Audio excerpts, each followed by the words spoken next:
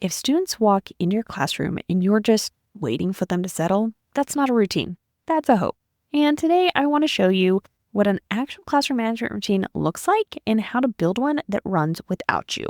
Welcome to the Secondary Teacher Podcast, the podcast for middle and high school teachers juggling multiple preps to get the strategies to reduce overwhelm so that you don't have to choose between being an effective teacher and prioritizing important relationships.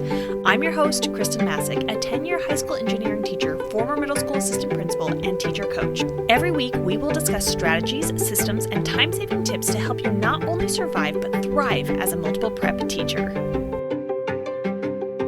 Last episode, we talked about why routines matter and the 3 categories every secondary teacher should have mapped out before school starts. Today, we're going deep on the first one, classroom management routines. The ones that govern how your class starts, how students move, how they get help, how the period ends.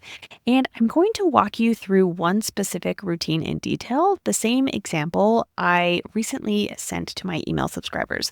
If you're on my list, pull that out because we'll be referencing it. If you're not, no worries. I'll tell you where to get the full planner at the end. Okay, I have to tell a story about my husband.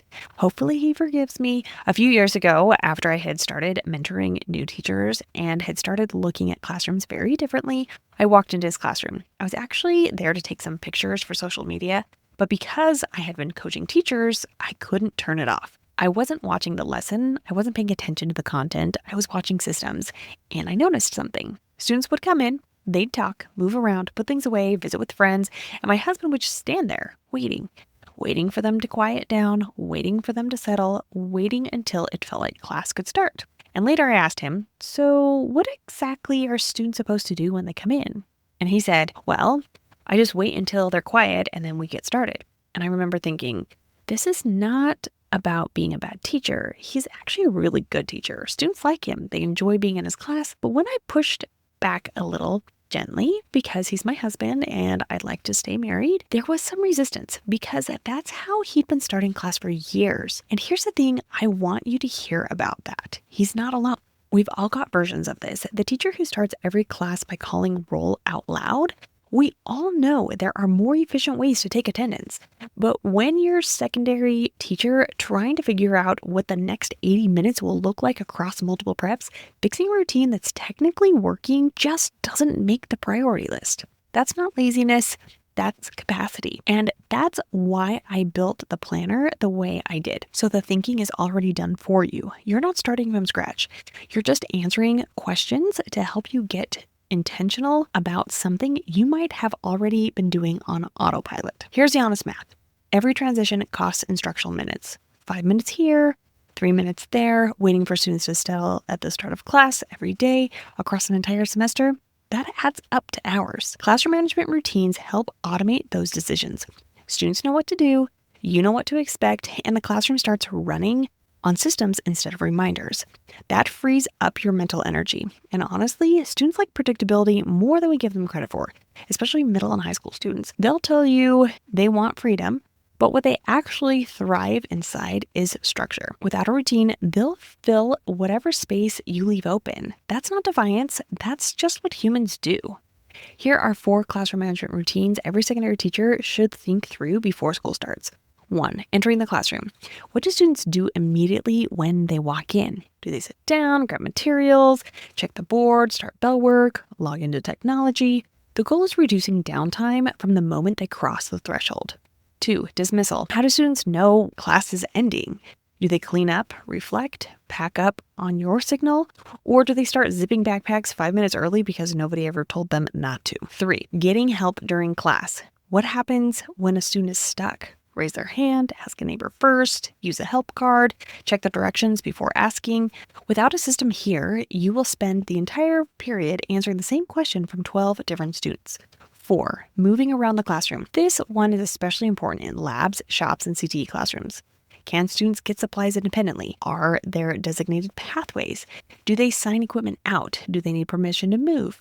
The fewer unplanned decisions students have to make, the smoother every transition becomes. Now, let me walk you through what it actually looks like to build one of these intentionally, because I think this is where most planning stops too soon.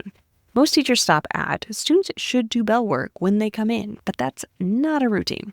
That's a hope. Inside the planner, I walk teachers through 5 things for each routine. What it should look like for students, what happens if students don't follow it, what it looks like for you as the teacher, how you're going to teach it, and how long students will need to practice it before it sticks. Let's use entering the class as the example because this is probably the highest leverage routine you can build. What does it look like for students? Get specific. Not students will start working. Something more like students walk in, pick up a handout from the table near the door, check the board to see if computers are needed, grab their notebook from the designated spot, sit down and begin working silently until a timer goes off. That level of specificity is what makes the routine actually teachable. What happens if students don't follow it? Because some won't, especially at first. Maybe you use proximity. Just moving toward the student is often enough. Maybe you tap a desk as a quiet reminder.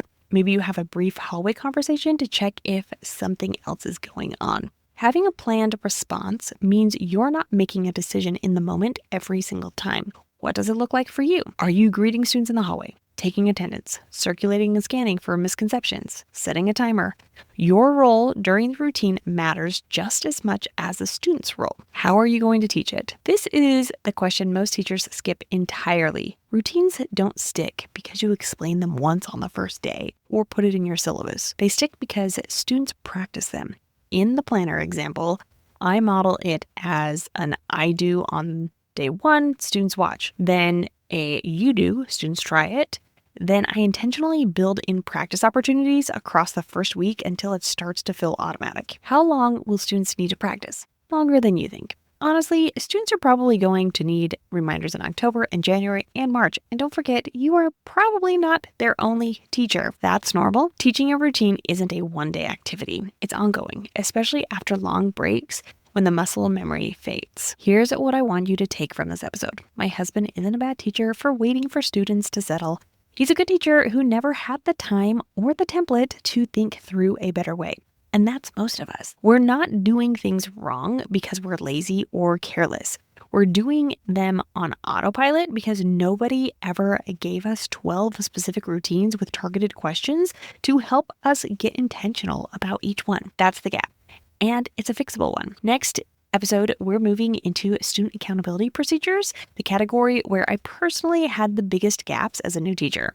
If you've ever had a late work pile you couldn't make sense of, or spend way too long tracking down missing assignments, that one's for you. Today, I walked you through one of the 12 routines covered inside the Routines and Procedures Planner. It's included in the Secondary Teacher Systems Toolkit, 9 ready-to-use resources designed to help secondary teachers build systems that save time and reduce decision fatigue before the school year even starts. Link is in the show notes.